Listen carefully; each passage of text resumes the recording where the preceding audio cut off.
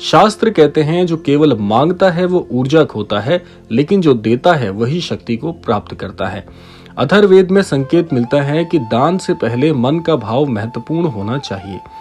प्रतिदिन कोई छोटी सेवा, जैसे एक पशु को रोटी खिलाना, एक व्यक्ति की जीवन में कोई मुस्कान भर देना या घर में जल का दान करना, वो कुछ भी सेवा हो सकती है। छोटे से शुरू आप कर सकते हैं।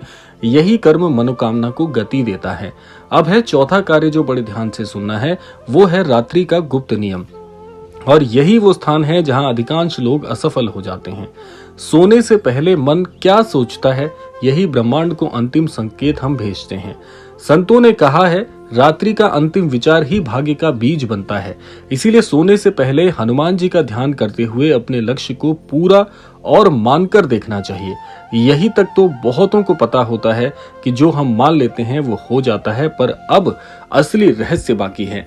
अब जो हम आपको बताने वाले हैं वो आज से पहले ना तो आपने कभी सुना है और ना आप कहीं पर प्राप्त कर सकते हैं, क्योंकि ये जिस पुस्तिका से लिया हुआ ज्ञान है, या यूं कहा जाए ये जिस पुस्तिका से लिया हुआ, जिस ग्रंथ से लिया हुआ नियम है, ये आज से पहले बहुत ही रहस्यमयी तरीके से गुप्त रखा गया था।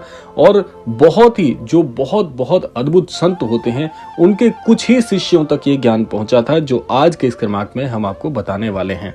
तो अब तक आपने जान लिए वो 4 कार्य जो रोजाना आंखें खोलते ही प्रातः काल में आपको कर लेने चाहिए स्वाभाविक तौर पर। और अब हम बताने वाले हैं इस क्रमांक का वो रहस्य जो आज से आपके लिए द्वार की तरह खुल रहा है। संत परंपरा में एक अत्यंत गुप्त ग्रंथ का उल्लेख मिलता है।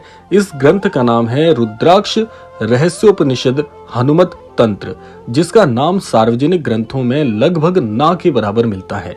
इस ग्रंथ में एक 4 पंक्तियों का दुर्लभ हनुमान श्लोक बताया गया है, जिसे गुप्त रक्षक मंत्र कहा गया है।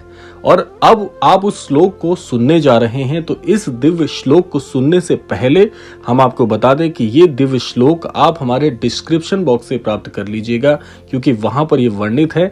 और इस गुप्त श्लोक को आगे आने वाली विधि जो अब हम इसके बाद आपको बताएंगे, उस विधि के साथ करने मात्र से आपका पूरा जीवन बदल सकता है। तो यहाँ से हमारा क्रमांक बहुत ज्यादा रहस्यमयी हो जाता है। तो सबसे पहले आप वो संस्कृत का गुप्त श्लोक सुन लीजिए कि कैसे इसका उच्चारण होना है, फिर डिस्क्रिप्शन बॉक्स से प्राप्त कर लीजिएगा और वहां पर इसको करने की विधि भी हम प्रेषित कर देंगे।